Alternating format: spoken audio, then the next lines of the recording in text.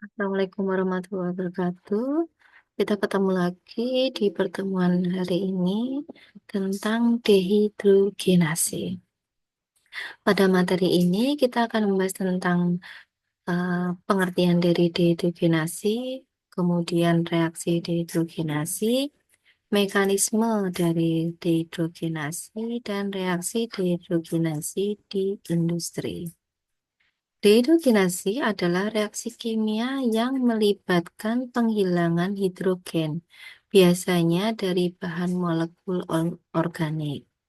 Dehidrogenase adalah kebalikan dari hidrogenase, ya, salah satu proses paling penting dalam kimia minyak bumi karena mengubah alkana net awal menjadi olefin dan senyawa aromatik.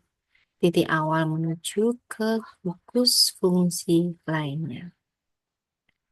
Reaksi dehidrogenase diaplikasikan dalam produksi berbagai produk seperti hidrogen, alkena, silkoaktana, senyawa aromatik, senyawa iming, senyawa oksigenatif seperti karbonil.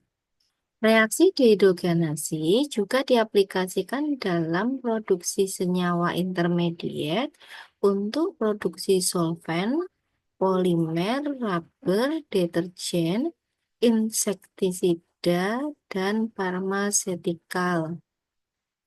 Dehidrogenase juga memegang peran penting dalam industri petrokimia, terutama dalam perekahan kilang proses, di mana olefin disintesis dari hidrokarbon jenuh. Bahan baku hidrokarbon yang sesuai, seperti misalnya nafta, mengalami perekahan untuk menghasilkan produk yang penting bagi industri. Ada seperti etilen, propilen, turunan butena, dan butadiena.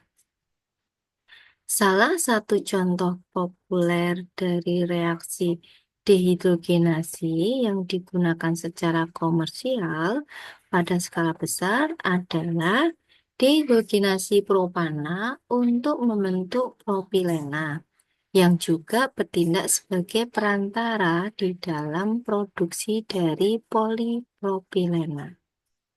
Polipropilena secara luas digunakan sebagai bahan untuk memproduksi termoset polimer. Beberapa contoh reaksi lainnya dari reaksi dehidrogenase adalah pembentukan butadiena dari butana. Yang kedua, benzena diproduksi dari dehidrogenase sikloheksana.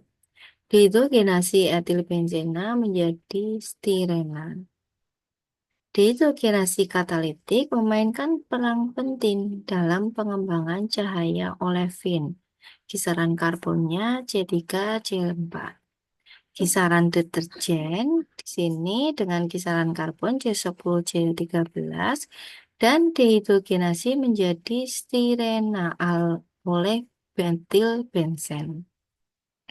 Selama proses Perang Dunia Ketiga, dehidrogenase katalitik butana melalui katalis kromium alumina dipraktekkan untuk menghasilkan butena yang dimerisasi menjadi oktan dan dihidrogenase menjadi oktan untuk menghasilkan bahan bakar penerbangan beroktan tinggi. Dehidrogenase adalah proses yang sangat endotermik. Dengan demikian, merupakan reaksi terbatas terhadap kesetimbangan. Aspek penting dari dehidrogenase termasuk mencapai kesetimbangan atau konversi mendekati keseimbangan sekaligus mengurangi reaksi samping dan pembentukan bokas. Reaksi dehidrogenase dengan adanya oksigen dilakukan dengan katalisis perak untuk mengubah alkohol menjadi aldehida yang sesuai. Jenis reaksi dapat diperluas untuk menyiapkan bahan kimia dengan menggunakan katalisis perak dengan hasil yang baik. Sebaliknya, reaksi dehidrogenasi dapat dilakukan tanpa adanya oksigen pada katalis platina atau palladium untuk mengaromatisasi senyawa tersubstitusi sikloheksil atau sikloheksenil.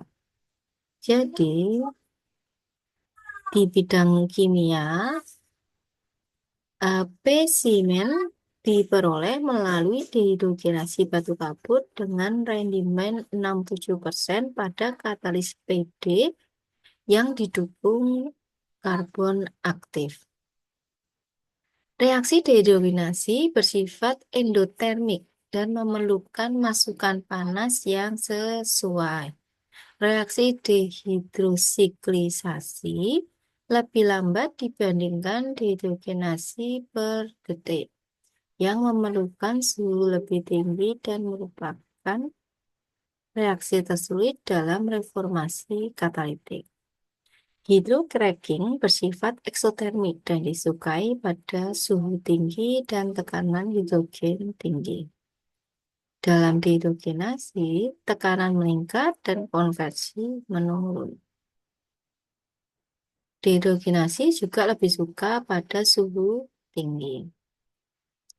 Dehidrogenasi sikloheksana mirip dengan reaksi dehidrogenasi lainnya, yang merupakan reaksi endotermik dan setimbang, di mana berarti bahwa konversinya terbatas pada termodinamika dan meningkat seiring suhu.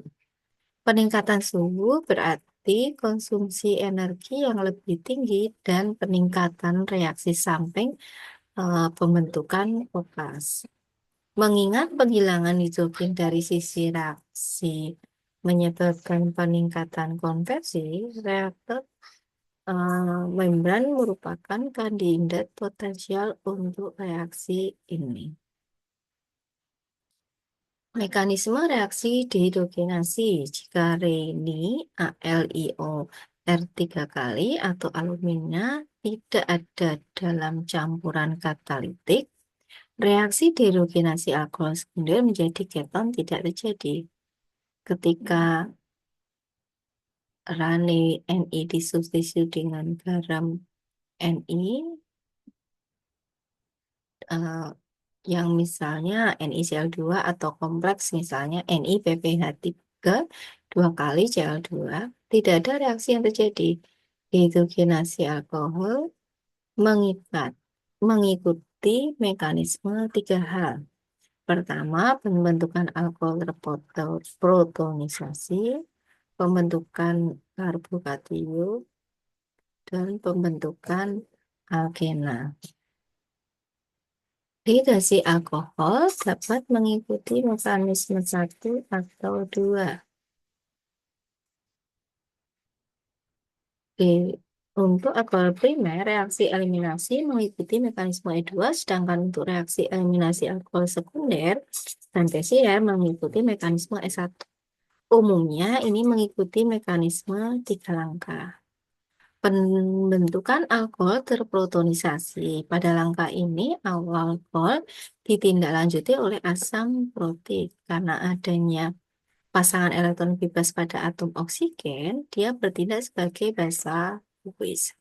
Protonasi oksigen alkoholik terjadi sehingga menjadikan gugus pergi yang lebih baik. Ini adalah langkah reversibel yang terjadi dengan cepat.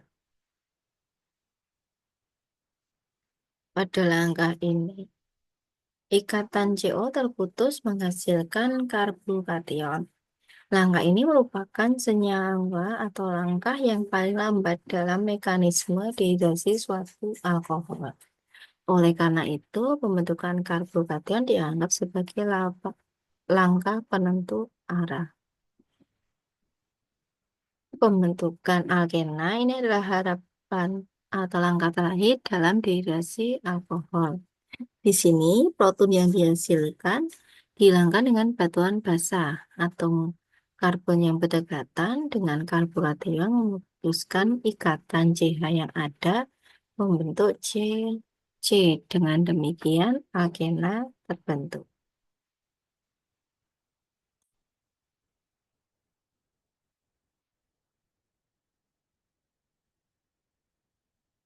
Kemudian, pada langkah ini, ikatan CO terputus menghasilkan karbokation. Langkah ini merupakan langkah paling lambat dalam mekanisme dehidrasi suatu alkohol.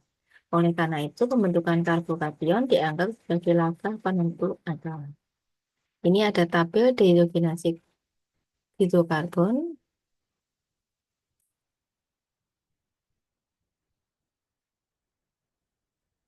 Nah, ini juga ada apa beberapa rangkaian alat. Sini ada reaktor on push, reaktor on steam, reaktor on reheat. Diagram yang ditujukan adalah untuk proses produksi propilena. Dioiler juga digunakan atau sedangkan untuk menolak jumlah kecil dari C4 dan material yang lebih berat. Untuk produk isobutilena, apa, untuk isobutilena, detanizer dan splitter C3 diganti dengan nama adepropanizer untuk untuk N-butana menjadi N-butena. Limbah reaktor yang diinginkan dengan sistem minyak Wanch dan N-butana diulang dari unit alkilasi akhir. Nah, di sini ada tabel dari proses fitur dan proses benefit ya. Jadi kedua proses ini menampilkan hasil yang berbeda. Kemudian sustainability dalam proses dehidrogenasi. Pertumbuhan luar biasa telah terjadi diamati dalam penerapan reaksi dehidrogenatif ke arah yang lebih baik dan berkelanjutan masa depan. Perkembangan dan kemajuan proses apapun menuntut keamanan, keberlanjutan, dan peningkatan efisiensi. Keadaan lingkungan memerlukan minimalisasi penggunaan bahan kimia berbahaya. Produksi limbah berbahaya juga, ini juga tidak dianjurkan dalam jumlah banyak. Penggunaan bahan-bahan kimia ramah lingkungan, katalis, dan metode ramah lingkungan tidak hanya membantu meningkatkan efektivitas proses, tapi juga menjadikan ramah lingkungan pendekatan yang ramah dan berkelanjutan.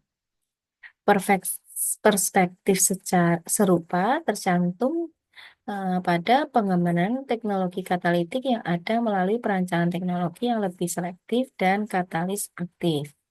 Yang kedua, mengembangkan teknologi dehidrogenasi yang berkelanjutan, ramah lingkungan, kemudian oksidasi hidrogen selektif untuk desain dan pengembangan katalis baru dan mudah proses. Pengembangan teknik pemisahan membran untuk menghilangkan hidrogen dari produk dehidrogenasi. Pengembangan teknik dehidrogenasi oksidatif. Kemudian teknik manufaktur yang ramah lingkungan, berkelanjutan, aman. Pengembangan katalis baru yang menggantikan logam berbahaya dan oksida logam. Pengembangan katalis hidrogen yang direformasi melalui modifikasi permukaan. Katalis hidrogen homogen yang efisien dikembangkan untuk dehidrogenasi yang dimodifikasi dengan reaksi. Nah, ini ada sekian materi dari saya tentang dehidrogenasi ya. Ketemu lagi di pertemuan berikutnya. Terima kasih. Wassalamualaikum warahmatullahi wabarakatuh.